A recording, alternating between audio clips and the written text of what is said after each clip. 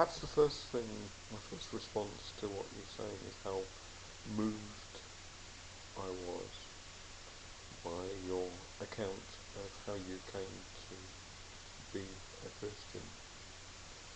And I've also looked at some of your other videos where you basically deconstruct that your faith. Now maybe I haven't looked at enough of your videos, and perhaps you've already answered this question. But what puzzles me is this. I can well understand why you would leave behind the sort of Pentecostal fundamentalist Christianity, particularly because some of their beliefs, such as, for example, the inerrancy of the Bible, which intellectually doesn't stand up, because of the sense of a hell with eternal torment,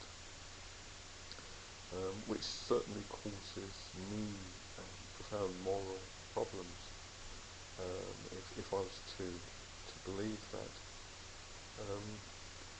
But I'm wondering why it is that you have gone from being a believer in God to an atheist. I suppose from my own journey is slightly sort of different to yours.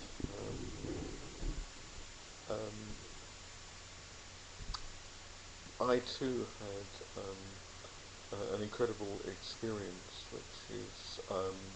which I've talked about when I was very down, very depressed, when I cried out to Jesus. I started to speak in a language that I hadn't learned. I had a sense of joy, a sense of presence, of communion. For me, at least, that experience exists, and I don't have to understand that experience within the framework of understanding that I used to understand it. I don't have to. I can believe that it's a completely legitimate experience, a real, a genuine experience, without having to understand it from the framework of a Pentecostal belief system, including the sort of inerrant Bible and all of that. So how then do you explain those experiences? Isn't it possible, for example, that we could experience God or the Spirit or Jesus, and we don't have to understand it within those old frameworks? Do you still have experiences like the ones that you've described? And if you still have them, even as an atheist, then how and why do you explain them in that way? For me, my own journey away from evangelical Christianity happened in several stages, but the latest stage of that journey was when I was reading the Bible and allowing myself a whole body reaction, a whole man reaction to it.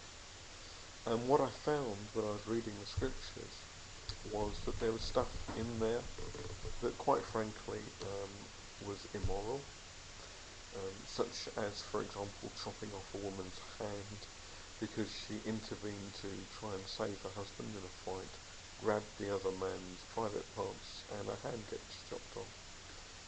There's stuff in there that's immoral, like I think it's the wholesale slaughter of the Anakolites.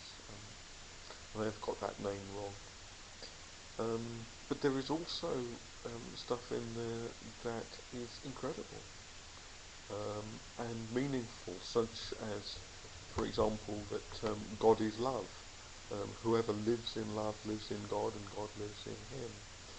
Or the idea, for example, that even if you can't accept the first part of Jesus' great commandment, love the Lord your God, you can certainly take on board the second part, which is love your neighbour as yourself, which to me says that I have to develop an intense love relationship with myself, and then I have to raise my game when it comes to loving others as myself.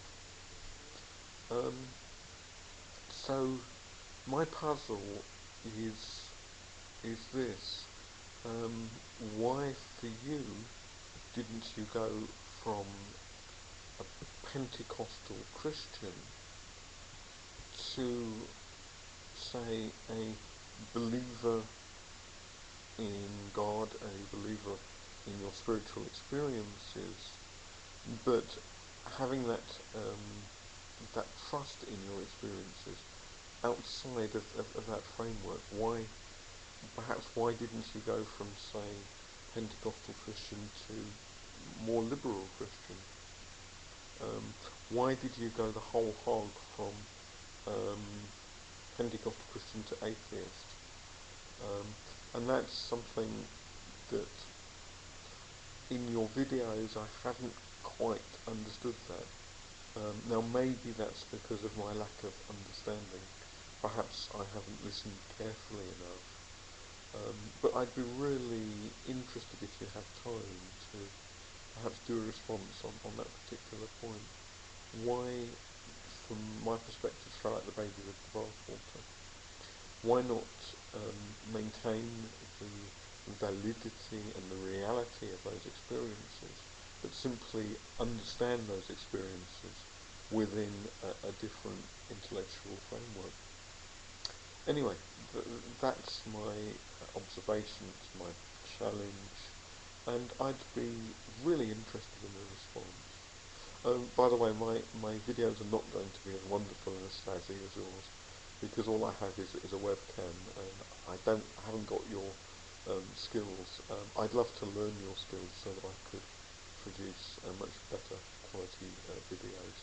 But hopefully, the sense of the questions that I'm asking will shine through. Okay, well, thanks for listening, and for anyone who's looking at this and does believe in God, I pray that God will bless you and enrich your